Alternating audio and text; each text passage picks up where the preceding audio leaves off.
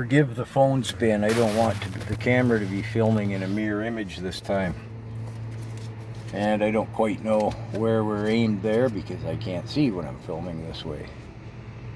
The Global Coup d'etat by Dr. Jacob Nordengard. Now, I had thought that I would be able to read chapters or excerpts from this book. I started with just the jacket and the preface and the foreword and stuff. TikTok community violations right off the hop, despite the fact I'm changing words, like I'm using weather instead of, the two words, or I'm using a panda bear, or, it's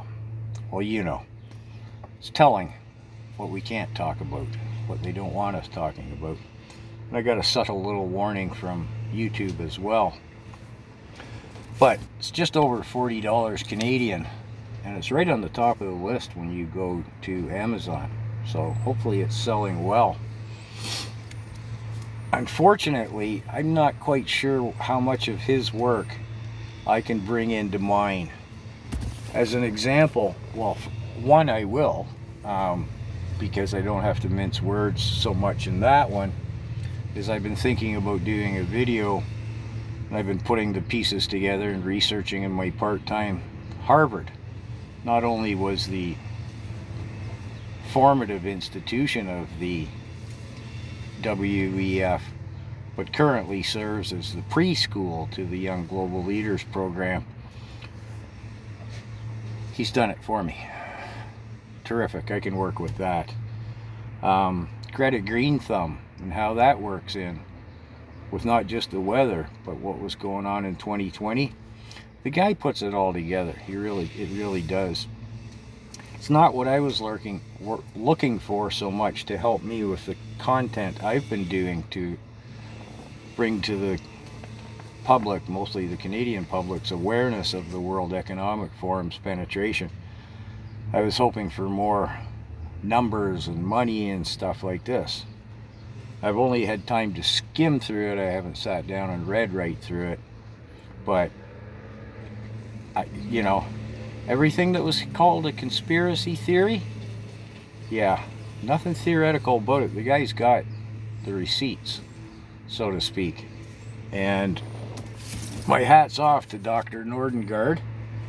And I do hope you don't mind, Mr. Nordengard, using your material to assist me with getting the word out, what I'm trying to do. In summation, Carney ranks second as far as I can perceive now that Klaus has stepped down. And he will get his majority government by hook or by crook here. And that puts us in trouble. It really does. But we have to fight against that in whatever fashion we can. WEF awareness, I think if there was more of it, he didn't get much of a, well, he hasn't got the majority yet. But even when he does, it's a slim majority. More WEF awareness, he might not have got there. I was seriously giving consideration when he got elected into kind of giving up, saying, well, we just lost such a big battle here, and I've been struggling along in the trenches for 5 years. Maybe I should be thinking about my own self more than trying to raise public awareness. But I don't think now's the time to quit. And with the provinces, plural, threatening separation?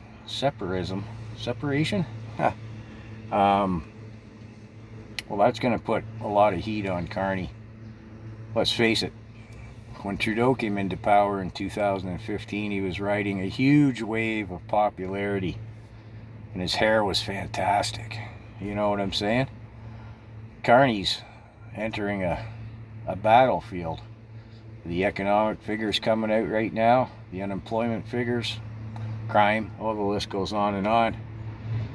He's not a golden surfer on a golden board on a big crested wave. He's slugging in the trenches, and we need to just keep putting the boots to him.